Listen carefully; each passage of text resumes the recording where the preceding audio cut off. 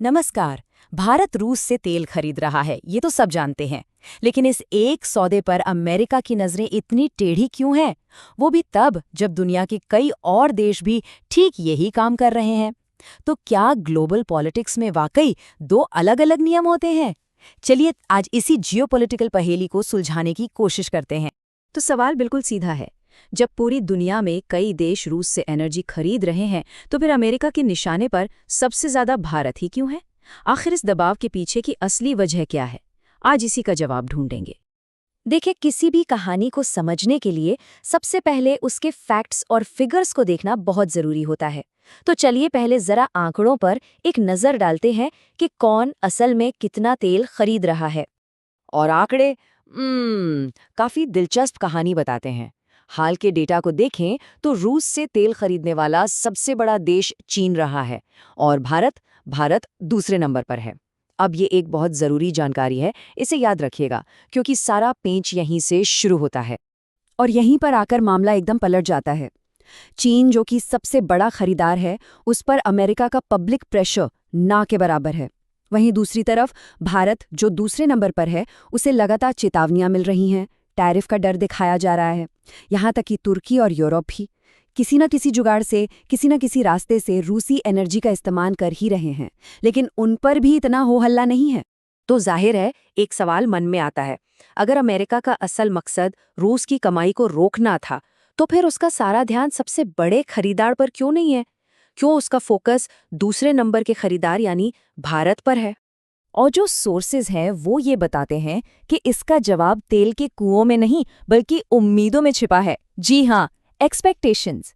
ये एक ऐसा एंगल है जो इस पूरी डिबेट को एक नया ही मोड़ दे देता है। इस पूरे तर्क को समझने के लिए स्ट्रेटेजिक पार्टनर यानी रणनीतिक साझेदार इस शब्द को समझना बहुत जरूरी है। देखिए, ये एक ऐसा देश होता है जिसे अमेरिका अपना एक बहुत ही खास सहयोगी, एक साथी लोकतंत्र और अपने दुश्मनों के खिलाफ एक मजबूत दीवार की तरह देखता है। और अमेरिका भारत को बिल्कुल इसी नज़र से देखता है। और बस यहीं से उम्मीदों का सारा खेल शुरू हो जाता है। अमेरिका को अपने विरोधियों जैसे चीन से ये उम्मीद ही नहीं है कि वो उसकी बात मानेंगे, इसलिए उन पर ज्यादा दबाव बनाने का कोई मतलब नहीं। लेकिन अपने स्ट्रेटेजिक पार्टनर्स जैसे भारत से अमेरिका को पूरी पूरी उम्मीद होती है कि वो हर हाल में उसके साथ खड़े रहेंगे। इसे एक लाइन में कहें तो बात कुछ ऐसी है।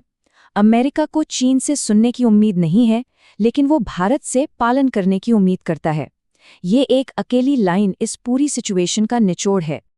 अच्छा, ये तो हो गई अमेरिका की उम्मीदों की बात, लेकिन अब सिक्के का दूसरा पहलू देखते हैं। भारत के लिए ये तेल खरीदना कोई पॉलिटिकल स्टेटमेंट नहीं था, बल्कि ये एक आर्थिक जरूरत थी। आइए भारत के नजरिए को भी समझते हैं। देखिए, भारत के लिए जमीनी हकीकत कुछ और थी। डिस्काउंट पर मिल रहे तेल का सीधा मतलब था देश के आम लोगों के लिए सस्ता पेट्रोल डीजल। इससे देश में आसमान छूती महंगाई को काबू करने में मदद मिली, और सबसे बड़ी बात, इससे 14 करोड़ लोगों की इकोनॉमी को एक जरूरी स्थिरता मिली। और ये एक बहुत कड़वी लेकिन सच्ची बात है कि कोई भी देश अपनी वफादारी साबित करने के लिए अपनी अर्थव्यवस्था की बलि नहीं देता। हर देश के लिए उसके अपने आर्थिक हित हमेशा सबसे पहले आते हैं। भारत का ये तर्क और भी ज्यादा मजबूत हो जाता है जब हम देखते हैं कि बाकी दुनिया के बड़े खिलाड़ी क्या कर रहे थे। इसे सिलेक्टिव एनफोर्समेंट या कहिए कि चुनिंदा कार्रवाई कहा जाता है, और कई लोग तो इसे सीधा सीधा पाखंड भी कहते हैं। जरा इस पैटर्न पे गौर कीजिए। एक तरफ यूरोप ने रूसी तेल पर तो बैन लगा दिया, लेकिन पिछले दरवाजे से रूसी गैस खरीदना जारी रखा। दूसरी तरफ तुर्की, जो नेटो का सदस्य है, उसने रूसी पाइपलाइन को चालू रखा। चीन ने तो रूस के साथ बड़े बड़े लॉन्ग टर्म गैस सौदे कर लिए। लेकिन इन सबके बीच सबसे ज्यादा पब्लिक क्रिटिसिज्म किसे झेलना पड़ा? भारत को, जबकि उसने चीन से भी कम एनर्जी खरीदी थी।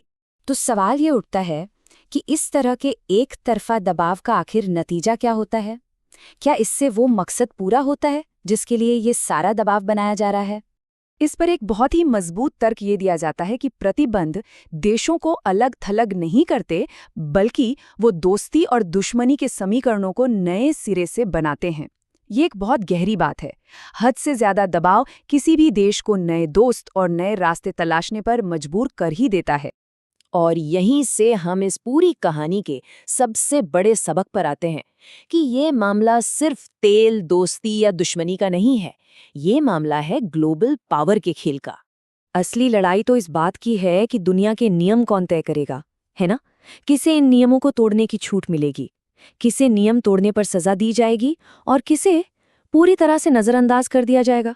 ये सवाल तेल की कीमत से कहीं ज्यादा बड़ा है। और आखिर में बात इस एक लाइन पर आकर टिकती है। भू राजनीति में दबाव शक्ति के पीछे चलता है, सिद्धांतों के नहीं। ये एक ऐसी हकीकत है जो सोचने पर मजबूर करती है। तो हमने यहाँ एक पर्सपेक्टिव को समझने की कोशिश की, लेकिन ये हमें एक बहुत बड़े सवाल के साथ छोड़ जाता है। आज की इस कॉम्प्लेक्स दुनिया में जहाँ कई पावर सेंटर्स हैं, वहाँ दोस्ती का रिश्ता आखिर किस चीज़ पर टिका होता है? साझा उसूलों पर या फिर साझा ज़रूरतों पर? शायद भारत रूस तेल का यह पूरा मामला इसी बड़े सवाल का एक छोटा सा जवाब है।